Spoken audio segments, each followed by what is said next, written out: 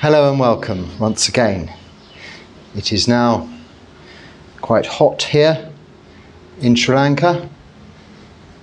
This part of Sri Lanka, the southwest, I understand usually dries up in August, having rained for the previous few months, albeit this is the monastic rains retreat time, we call the Vasa, from the full moon of July to the full moon of October. That's based on the monsoon season in India, more specifically where the Buddha is from, northeast part of India, and it's followed around the globe. So often you'll find monasteries in the West are also having this retreat, but will take advantage of the colder winter months to take a 3-month retreat, say from January, February, March. I used to when living in England, albeit when I was intensively practicing as a lay person. Most of the time I would take that 3 months also to stay in one place and do less. If that could be said, doing less, I wasn't doing much anyway during that time. I'm going to come to more of that, I think, during the course of some of these comments and questions I'm going to be talking about today. It is very hot, so excuse me not wearing my robe. It's drying from my sweaty Pindapata arms round. It even gets quite warm at 6:30 a.m. here. So throw a bucket of water over my head and sit in front of this. I'm very fortunate to have a little electric fan, and it's nice and cool. This is my form of air conditioning. So beginning with the first questions in an email, that do lay people in Buddhist countries meditate daily? This is a few questions. Do they practice at home with their families or in schools with teachers and classmates? Okay, so do lay people in Buddhist countries meditate daily? Now, I don't think we can make a generalization about everyone, everywhere. But let's generalize a little bit by saying, by comparison to those in the West, do Buddhists in Buddhist countries meditate more than Buddhists in non-Buddhist countries?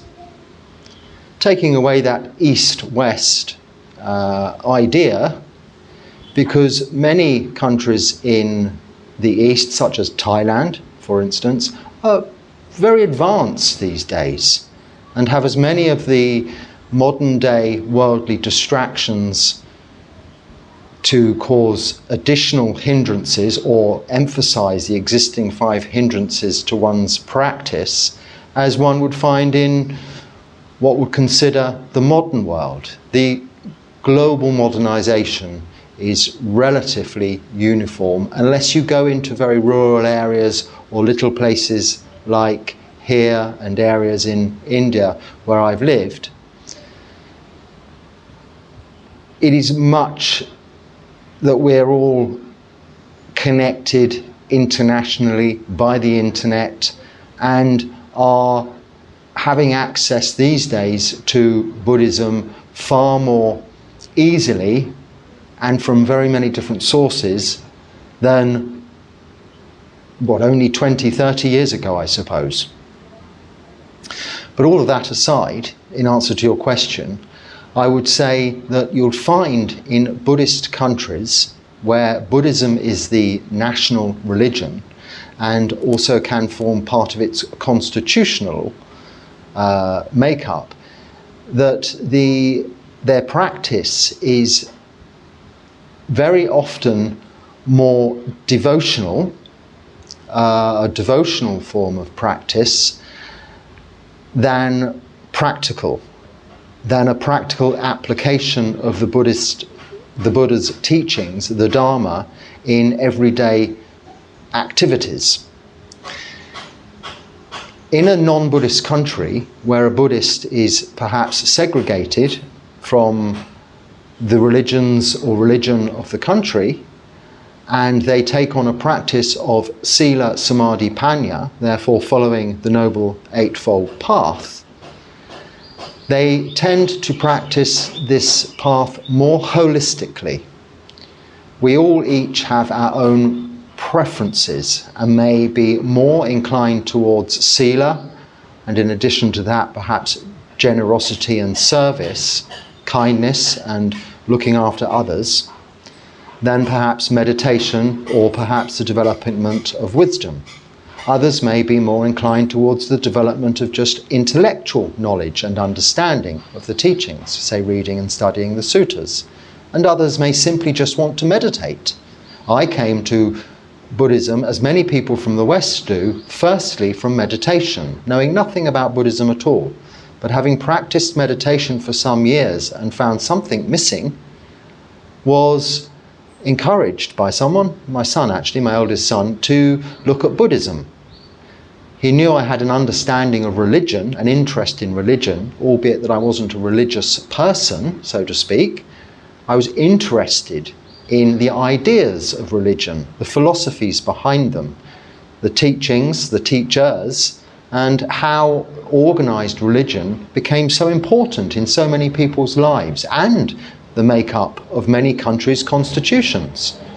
This I found astounding, in fact, that the belief in a God, heavens, hells, equate to the ignorant such as myself as the belief in, say, fairies or unicorns, could actually form a part of a legal system or a political view, outlook, or manifesto, in a sense, with the backing of its national church, a government. I thought, well, there's got to be something very powerful about religion, so it interested me. That, of course, was a hindrance to practice, to meditation and letting go, until I found was directed to the teachings of the Buddha, the Dharma, which simplifies the whole thing, taking away religiosity, taking away bureaucracy, dogmatic belief, even just allowing scriptures that are simply teachings of practical applications in life to make ourselves happy, happier, more content, more successful, to enjoy this life and not be too concerned about what so much went on before or what so much might happen afterwards, but to make the very most of this present moment in time. After all, that is all we have. The past is just memory, which is unreliable, and the future is simply imagination, make-believe. We don't know what's going to happen next. But where the country is based on this power of religion, and in Buddhist countries, Buddhism, there is very much emphasis put on the support the church gives all people, as it would in an Islamic faith-based country or a Christian faith-based country. People lean on the church of that country, the religion of that country, for support, for guidance in their everyday lives in terms of pastoral care.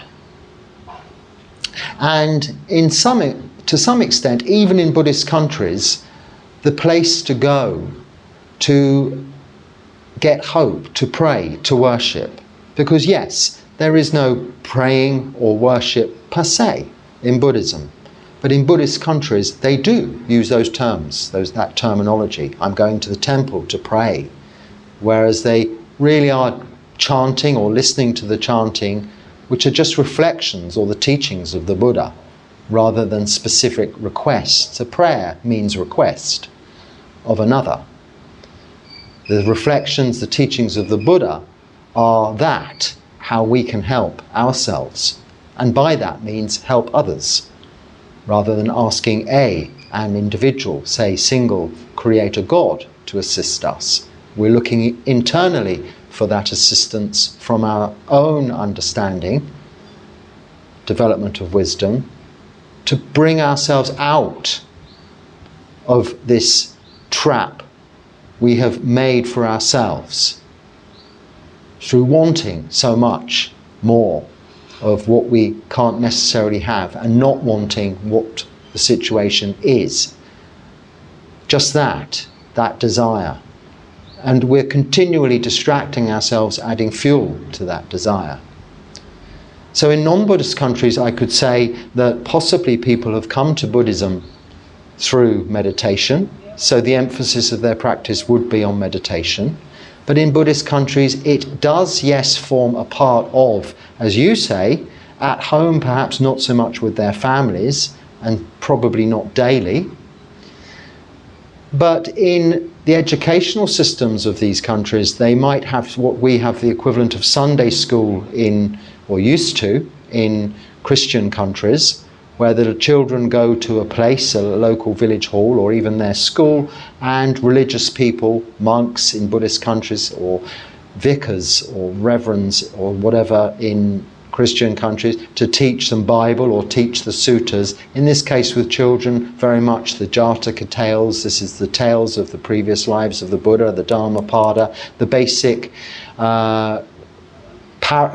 fables, fairy stories, to interest, stoke the fires of Dharma, in this case, in the children's view. But not so much by way, as I've seen here, but I haven't been to around much. I've very much concentrated on my own practice here, but not so much meditation, no.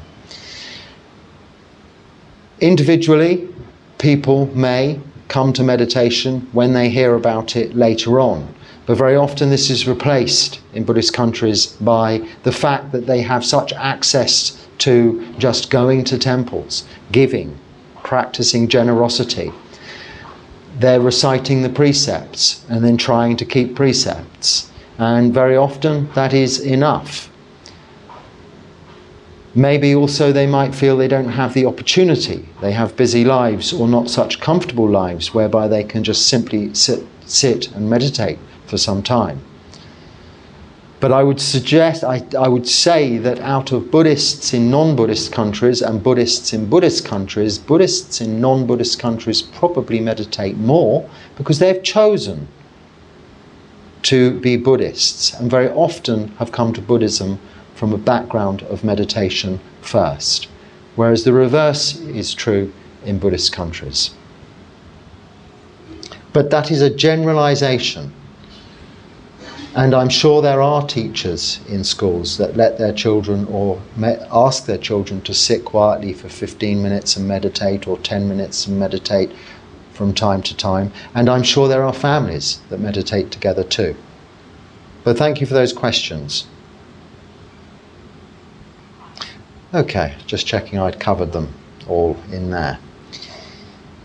Easy to understand but hard to practice. Are defilements and 5 hindrances same like comparison, laziness, jealousy, etc.? So are the 5 hindrances and the 3 poisons, or the defilements, the kilesas, the same? In a way they are. In fact, the 5 hindrances are just a more detailed and itemized. They're the itemized bill.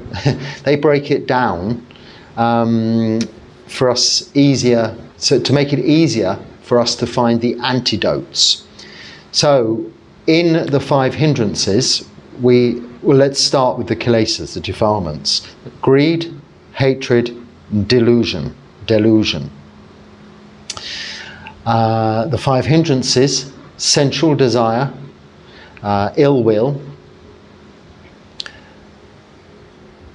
They say sloth and torpor, but old-fashioned words. This means laziness, tiredness, drowsiness, lack of energy or enthusiasm, lack of enthusiasm more appropriately, restlessness and worry, and doubt. Okay, so the first one, sensual desire, that's wanting what you haven't got or more of what you've got because what you've got isn't enough. That's greed, yes? No doubt about that. Then ill will or aversion is easily classified under the heading of hatred. the second of the three defilements. And then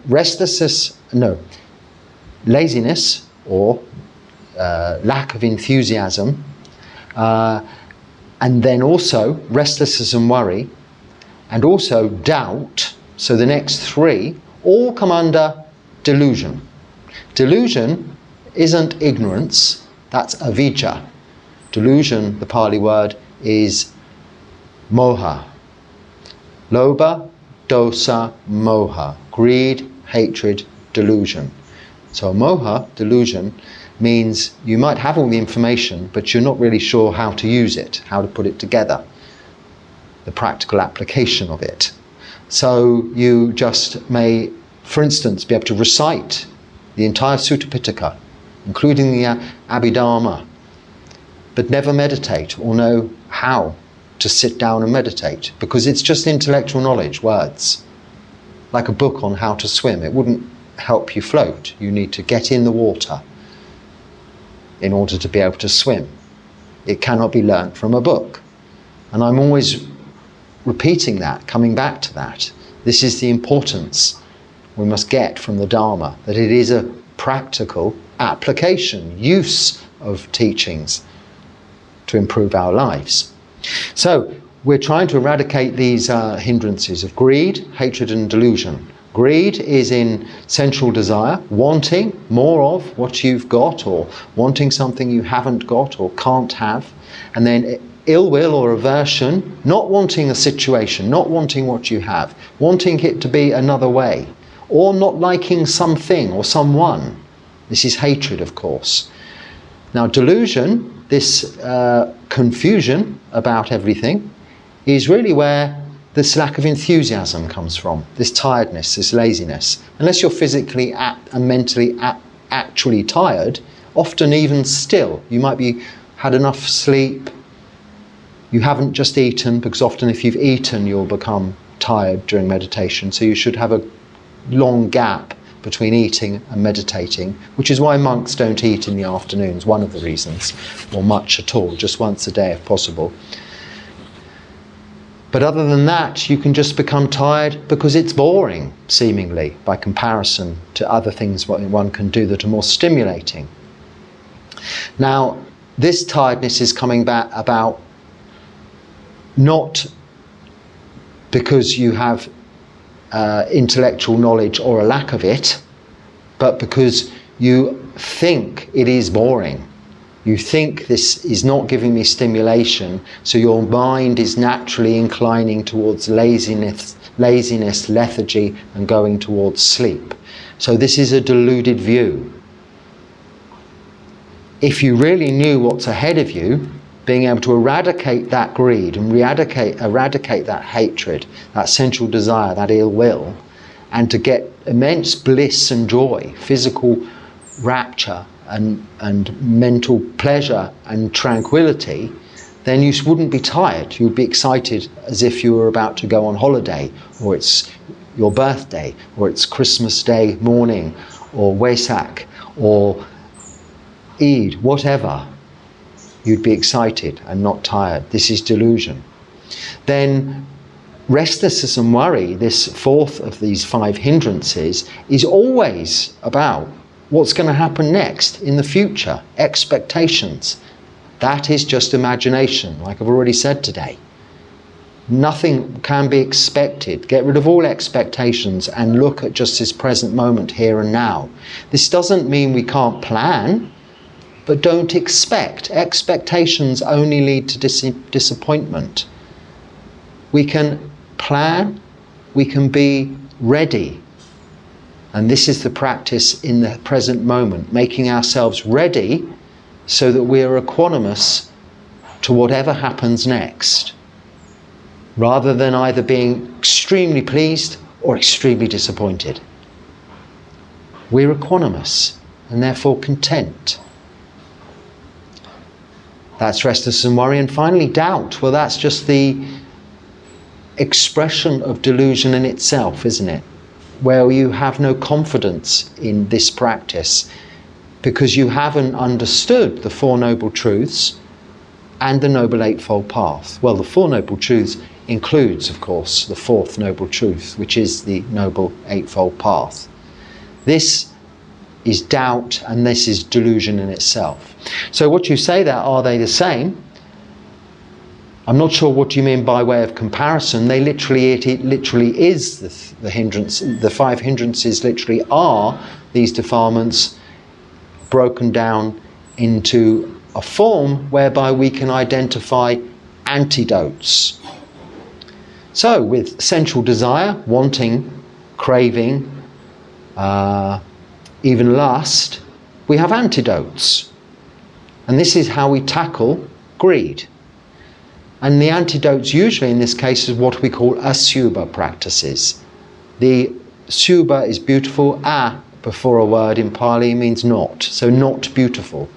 So we, rather than focus on the beautiful or nature of the beautiful nature of things, whether it be what we see, hear, smell, taste or touch, we don't dwell, but we don't focus on that. We think about the unattractive nature of things.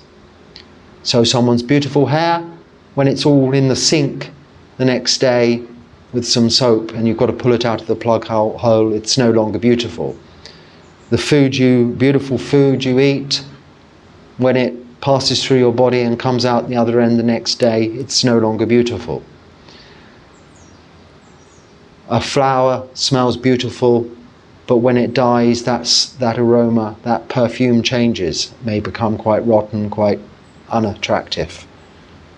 Music can sound wonderful, but on repeat over and over again can be quite irritating. Something may feel nice now and cool as I'm sitting here, but if it wasn't that I was in a very hot place, this would feel very unsafe. I'd want to be sat in front of a fire like this, keeping warm. So we look at the reverse. This is the antidote to sensual desire. And then with aversion, the antidote is metta, loving kindness. This practice, not a practice, I don't encourage this understanding of metta of being a thing we do, but more a quality we develop by being kind and understanding the other Brahma Viharas of compassion, joy for others. There's also equanimity in there, upekkha.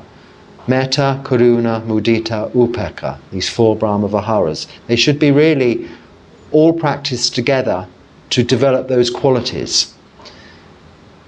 And with the quality of compassion combined with metta, even someone whom is set out to harm you, be unkind to you, you can have compassion for them because of their excess of delusion, their suffering as a result of delusion, and that their angry words or their hatred is only doing them harm. And if you don't pick it up, it isn't harming you, just letting it bounce off. And compassion gives you the armor, the antidote to others. And you developing that means you don't have that aversion, that disliking to something also. Also, wisdom, this aspect in right view of the Noble Eightfold Path that we're developing, that all things are impermanent, unsatisfactory and out of our control. Means that when we don't like something, it's horrible, it tastes nasty, or somebody's unkind to us, we know, well, it's impermanent. And yes, well, there is suffering, it's to be expected, and it's out of our control. This is just, it's just that, has less effect. And then with this practice overall, the other five hindrances, with tiredness, when you develop the enthusiasm for the practice of meditation through the simple, regular practice of it, keep meditating each and every day, then you will find the joy in meditation and you'll be wide awake. Wisdom, brings about this understanding that there's no point being restless or worrying, thinking about the past or the future, and especially in this time whilst meditating. But these 5 hindrances also apply to during all of our daily activities, or all of our intentions, whatever we set out to do our work well for the day. Any obstacles that get in the way of that are based on these 5 hindrances, just as they are in meditation obstacles. And those obstacles, those 5 hindrances, come from our defilements, our kilesas. And this is what we're here to do, to eradicate, to erode, to get rid of, eventually, these kilesas and be free from suffering in this lifetime. Easy to understand but hard to practice. Well, that's where those antidotes come in to a power of their own, because that is, it's not a wishy-washy, don't be greedy, don't have hatred. It's do this, not to be greedy. So look at the unbeautiful nature of things. When you want a cream cake, think of how you'll feel after you've eaten 10 of those cream cakes. You'd feel sick and horrible. Even one's not going to do you so much good. Unless you're really hungry, then have the cream cake. But notice afterwards how you no longer want cream cake. With hatred, practice metta and karuna and mudita, loving kindness, compassion, joy for others. Develop equanimity, upekkha, and aversion will go. And also with this practice, naturally, those other 3 hindrances based on delusion will become less of an obstacle, less hindrance, and more your wisdom will develop towards the inclination to wanting, to having chanda, that is good desire, to meditate, as opposed to tanha, which is bad desire or thirst or craving, to do something other than meditate. Okay.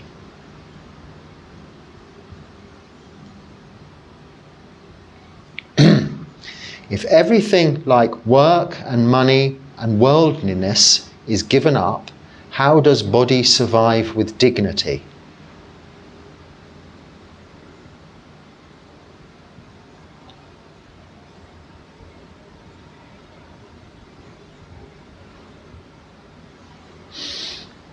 So the body survives on very little. More the question here, and why I'm thinking about it, is, well, what is dignity? And we refer to modesty when we reflect on we reflect each day on our 4 requisites. The use of food, the use of robes, the use of shelter, and the use of medicine. For monks, that is. But also, certainly in Thailand, they chant these chants also lay people, reflecting on their use of those basic necessities of life. And one with those basic necessities of life maintains dignity. We wear robes for modesty as well as protection, but for modesty. Because it is, I think, generally considered unacceptable throughout humanity in any civilization to be completely uncovered all of the time. So that is a form of dignity, but in its very most basic sense, simply a single piece of material wrapped around in a way that it kind of doesn't fall off too much. As far as monks go, and as far as many people go in this particular, where I'm living here, the men are walking around in the same kind of, this skirt, we would call it, where I'm from. It's just a piece of material wrapped around my waist. And they won't bother with this, so I'm perhaps wearing this we call angsa. It's an extra, it's not part of our requisites. For modesty for that, if I have the understanding of the word correct, for some form of dignity. So like that, and just that, in answer to your question, I've renounced worldliness, as you put it, by not working anymore, giving up my job, not using money, having given up money. And I'm hoping that you don't find that I'm behaving in an undignified manner or offending your own sense of what is what you'd consider to be dignity. In which case, I would hope that you would switch off and not watch any more. But I'm not sure that I've answered your question or understood it quite correctly, but I hope that's along the right lines. If everything like work and money, worldliness, is given up. So, as lay people, you can't really do that. You need to probably work, and you need to probably have money. In which case, unless you ordain and become a monk, or go into, if you're of a different religion, I don't know how it would quite work, but certainly in Buddhism, the option is there for you to live in a monastery, not necessarily ordain. You can go and live in a monastery. There are usually places available as a layperson for some time, whilst you think about that.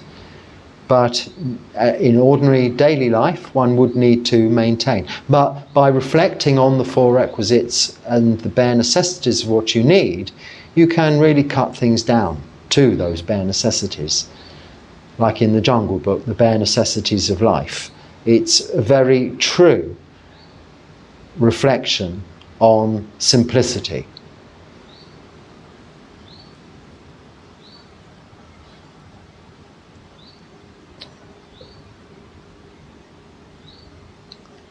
Now, I wonder how long I've been speaking for.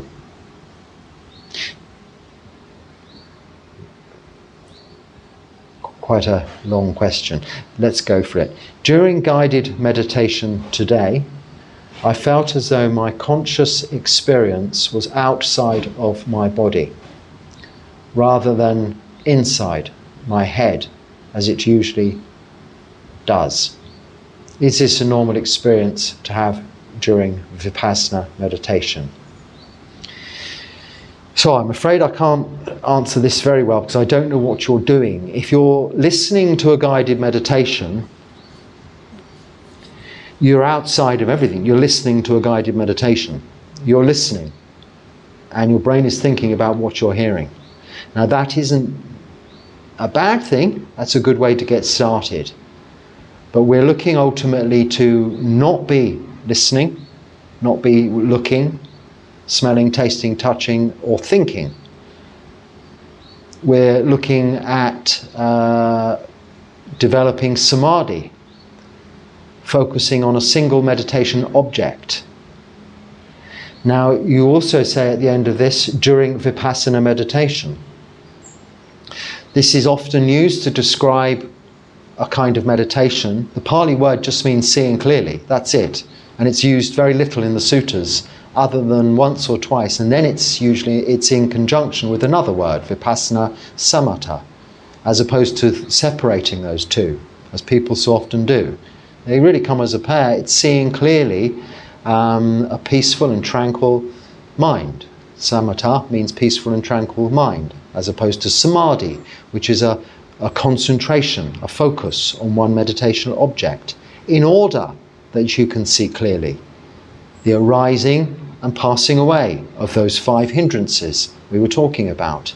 But in certain schools of thought and training and practice, this vipassana meditation, and in a guided meditation, could be referring to scanning the body from the top of the head down to the tips of the toes, or practicing metta, exuding metta all over the place, from the nearby people to the far away, to the town, the country, the universe, to the ones you don't like, the ones you're not sure about, and the ones you love.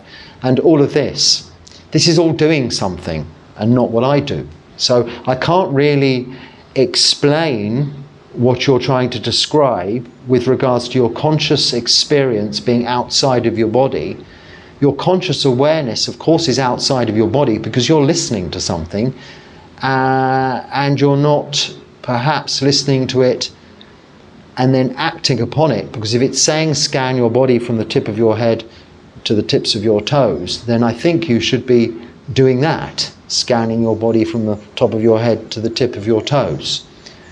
Personally, I don't find that terribly productive. I find it's better to just sit and allow what is uncomfortable to bring itself to your attention, which it will do within the first 60 seconds, 1 minute or so of meditation quite quickly, and then adjust your posture accordingly so that you can then sit for the rest of the time and just focus on the breath.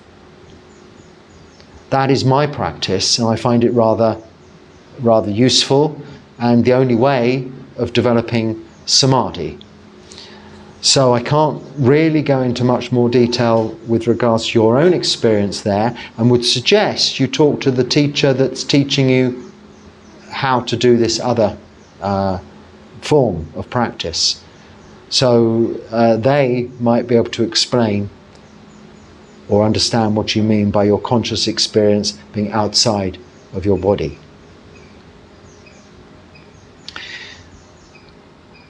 Okay, maybe just one quick short one to wrap this up.